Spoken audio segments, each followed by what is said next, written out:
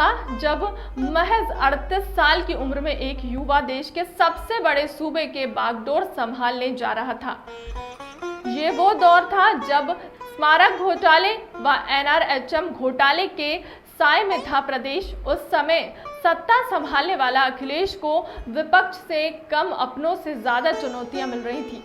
विरासत में मिली सियासत पर सवाल रेंग रहे थे, जबकि हकीकत यह थी कि 2012 के विधानसभा चुनाव में समाजवादी पार्टी की सफलता अखिलेश की मेहनत का परिणाम थी। पार्टी ने कुल 403 सीटों में से 224 सीटों पर जीत हासिल की।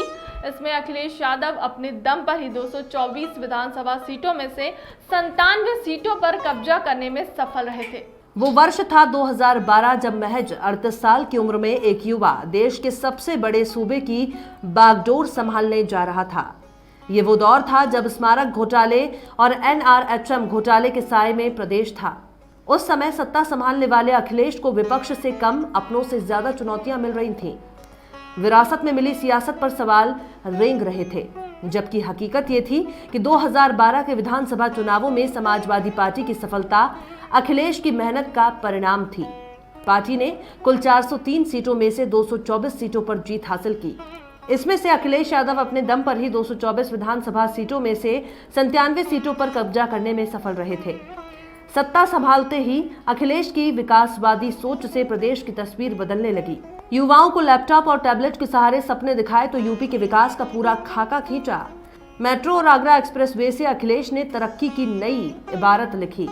यकीनन देखा जाए तो चुनौतियों के बीच चमकते रहे अखिलेश और दमकता रहा उत्तर प्रदेश। राजनीति में बहुत लंबा समय हो गया है जब से मैं राजनीति में हूँ। ये अलग बात है कि अभी भी युवा और नौजवानों में गिना जाता हूँ। पिछले चुनाव में मैंने कहा था कि ये आखिरी चुनाव हमारा है जिसमें हमें युवा माना जाए। कम से कम अब तो हमें युवा से ऊपर ले जाना चाहिए। यकीनन बड़े दिलवाले हैं अखिलेश। अखिलेश ने वर्ष 2017 में राहुल के साथ मिलकर चुनाव लड़ा। फायदा नहीं हुआ। कांग्रेस अपनी इज्जत बचाने में कामयाब रही, लेकिन अखिलेश ने चुनाव नतीजों के आने के बाद सारी जिम्मेदारी स्वयं ली और एक बार भी राहुल को निशाना नहीं बनाया। मायावती और सपा का गठबंधन अखिलेश के प्रयासों से हुआ और दोनों ने मिलकर लोकसभा चुनाव लड़ा, जिसमें मायावती 0 से 10 सीटें जीत गई और अखिलेश को नुकसान ही हुआ। लेकिन इस बार भी अखिलेश ने कुछ नहीं कहा। अब तो वे साफ कहते हैं कि गठबंधन किसी के साथ नहीं होगा, सिर्फ एडजस्टमेंट होगा। वर्ष 2022 के लिए अखिलेश और उनकी सपा की भाजपा के मुकाबले खड़ी नजर आती है। भाजपा पर लगातार हमलावर हैं। उस समय क्योंकि राजनीतिक परिस्थितियां ऐसी थी कि समझौते करना भी ठीक था, और उस समय क्योंकि सब चाहते थे कि समझौते हों। और मैंने कई बार कहा और फिर मैं कहता हूं कि ये राजनीति में ट्रायल होता है, प्रयोग होता है। अगर हम नहीं सक्सेसफुल हुए तो कुछ ना कुछ सीखें। तो भविष्य में समाजवादी पार्टी कोई गठबंधन नहीं करेगी। हाँ, समाजवादी पार्टी को अगर एडजस्टमेंट करना पड़ेगा कुछ लोगों के लिए तो वो एडजस्टमेंट तो करेगी, लेकिन गठबंधन पार्टी नहीं करेगी। 2022 में सत्ता में फिर वापसी के लिए अखिलेश यादव इस समय राजनीति में काफी सक्रिय हैं। योगी सरकार के कामों को जनता के बीच में रखने के लिए वो सोशल मीडिया से लेकर मीडिया तक का सहारा लेते रहते हैं। 17वीं लोकसभा में आजमगढ़ लोकसभा सीट से चुनाव जीतकर एक फिर संसद पहुंचे हैं।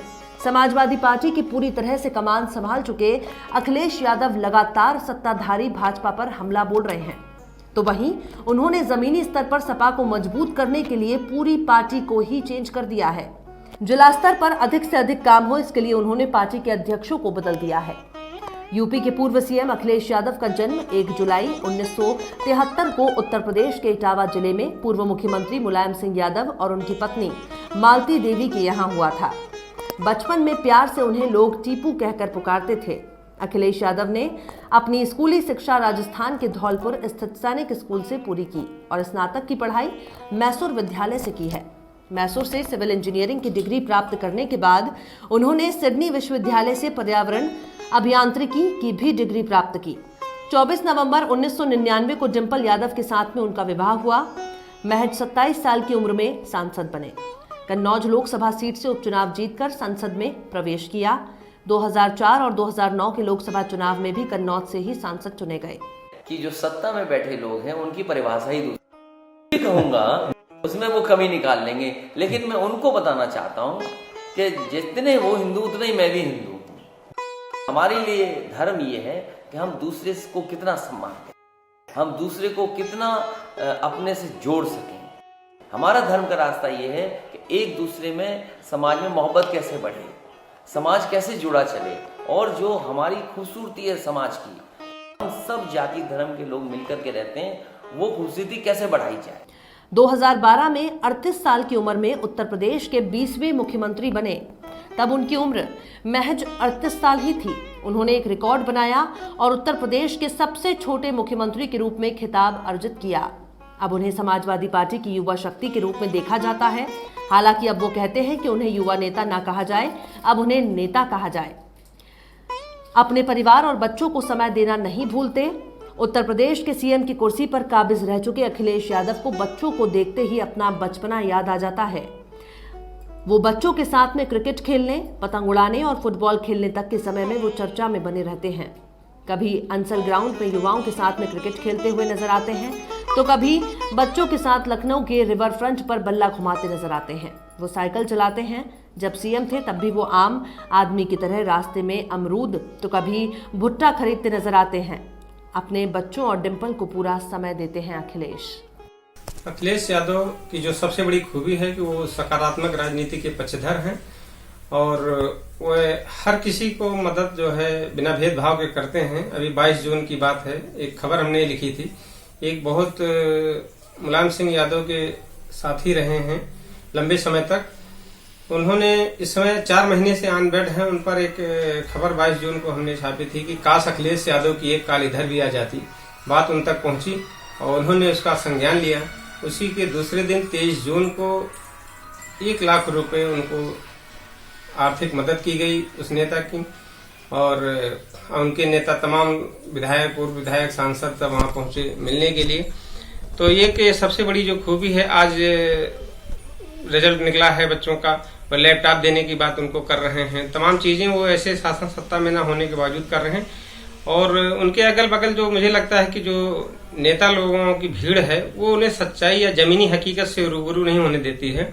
अब उसका जो भी रीजन हो, लोग जो भी समझते हो, लेकिन मुझे जो लगता है कि अखिलेश को फीडबैक खुद लेना होगा।